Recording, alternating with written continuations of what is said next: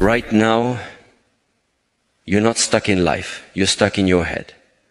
And the scariest part, you've been living in a prison with the door wide open because the lock is only your thoughts. If you can't control your mind for 10 seconds, how will you control your future for 10 years? Today I'll show you the exact moment. Everything changes the moment you stop arguing with your thoughts, stop rehearsing pain, stop living in imaginary conversations, and finally come back to real life.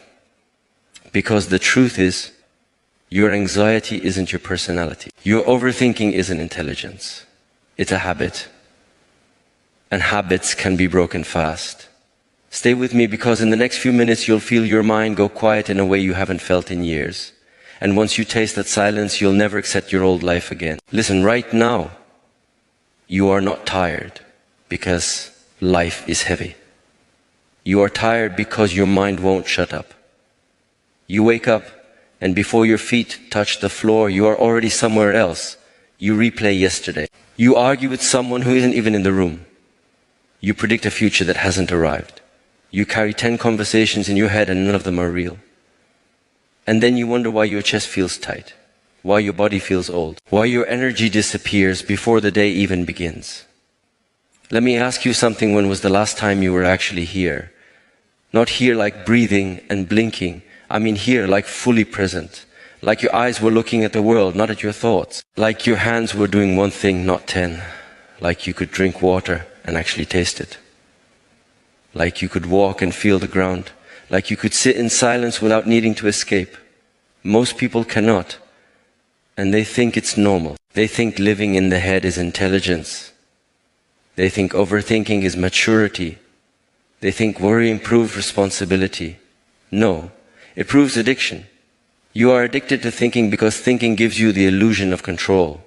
Your mind says, if I analyze it enough, I can prevent pain. If I imagine every worst case scenario, I will be ready. If I replay the past, I can rewrite it. If I judge myself before others do, it won't hurt as much. But look at your life. Has it worked? You don't need more thoughts.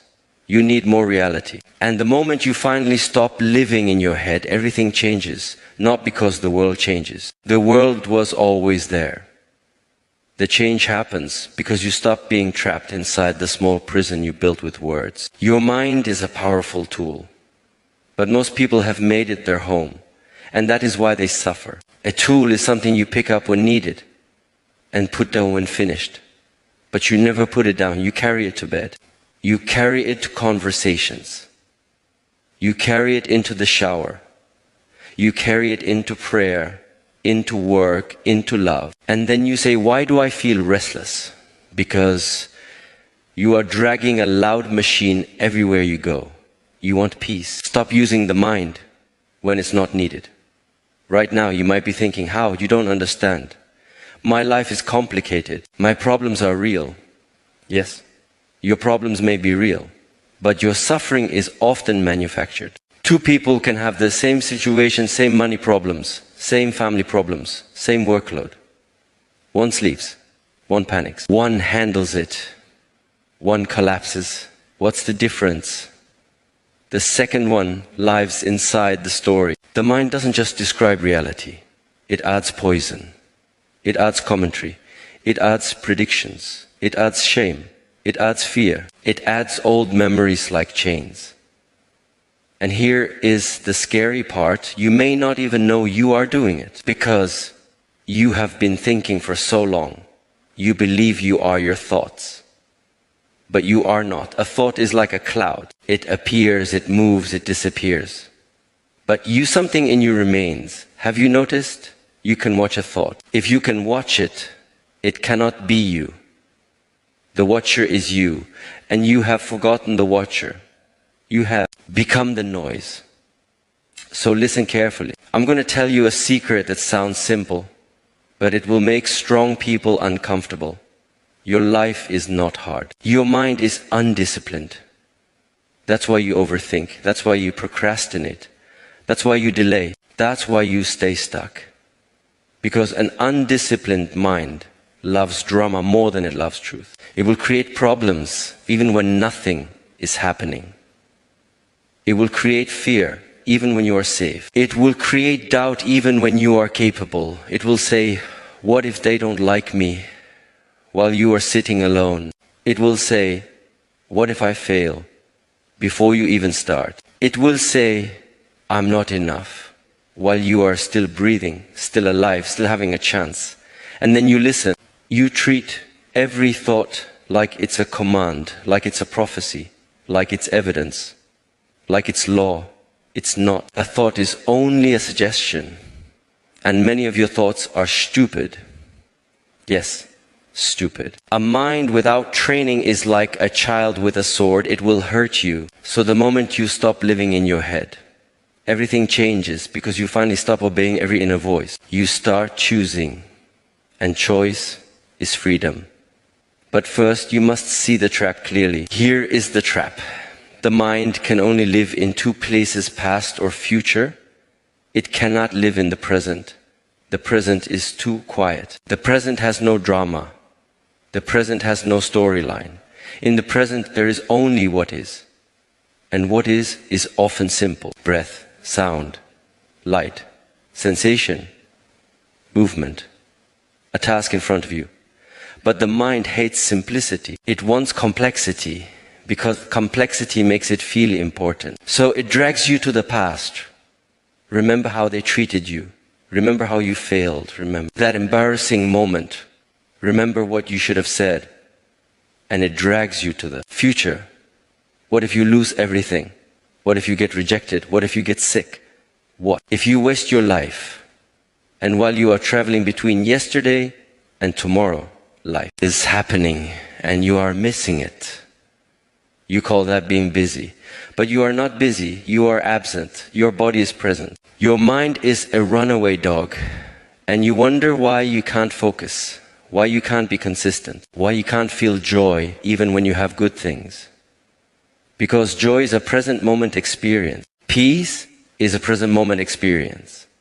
Love is a present moment experience. You can't think your way into peace. You can only return to it. Let me give you a harsh truth. If you cannot control your attention, you cannot control your life. Attention is your most valuable currency. Wherever it goes, your life goes. If your attention is always in your head, your life will be small, cramped, anxious, and repetitive. Even if you travel the world, even if you earn money, even if you have people around you, because you will carry the prison with you. So what do? We begin where most people refuse to begin, the body, because the body is always in the present. Your mind can lie.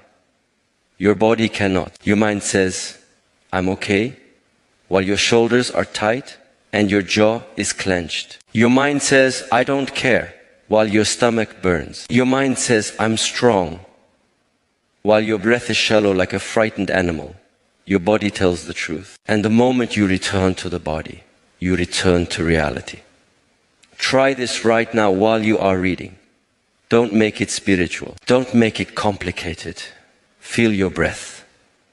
Not think about your breath. Feel it. Where do you feel it most clearly? Nose, chest, belly? Now notice, the moment you feel the breath, even for 1 second, your mind becomes quieter. Why? Because attention can only be in one place at a time. If attention is in sensation, it is not in story. This is the doorway. You think you need to solve your whole life. No. You need to relocate your attention. You need to stop living upstairs and start living here. But listen, your mind will resist. It will say, this is boring. It will say, this won't help. It will say, you have more important things to think about. It will say, let's just check the phone. It will say, let's worry again. That's normal. That's the addiction fighting back. And here's your first lesson. You don't need to fight the mind. You need to stop feeding it. A fire dies when you stop adding wood.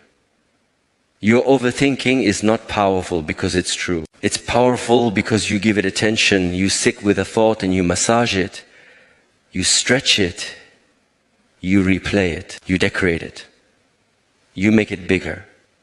And then you say, This thought is ruining me. No, you are giving it a throne. So instead of battling thoughts, do something more intelligent. Step back. Watch. Label it. Thinking. Worrying, judging. Remembering. Planning. And return to the breath. Return to sensation. Return to what is in front of you again and again. This is discipline, not motivation. Discipline. Motivation comes and goes like weather. Discipline is training. Discipline is repetition. Discipline is devotion to reality. And slowly something begins to happen. You start noticing the space between you and your thoughts. You start noticing that a thought can scream and still you can move. A thought can threaten and still you can act. A thought can criticize and still you can stay calm. That's power. Because a weak person is not someone with bad circumstances.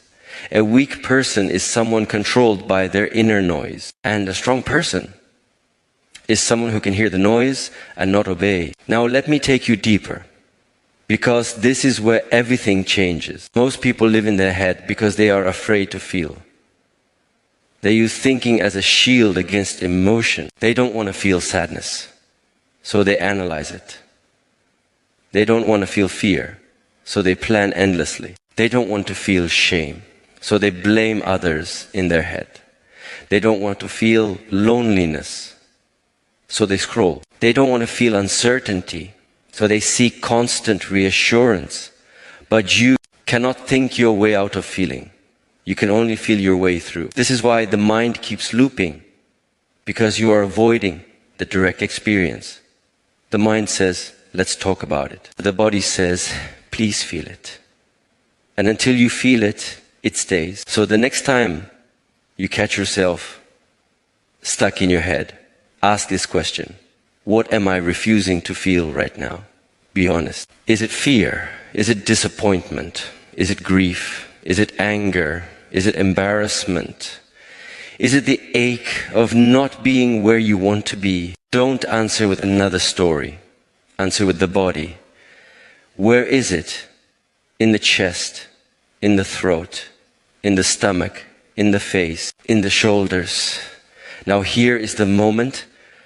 Most people run away. Stay, not forever. Just stay long enough to prove to yourself you can. Breathe into it. Relax around it. Stop naming it. Stop explaining it. Just feel the raw sensation, and something shocking happens when you do this. The emotion starts to move. It starts to change shape.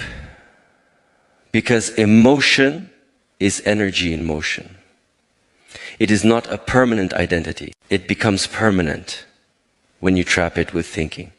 When you start thinking and start feeling, the energy completes its cycle. Then you are free. And this freedom is not philosophical.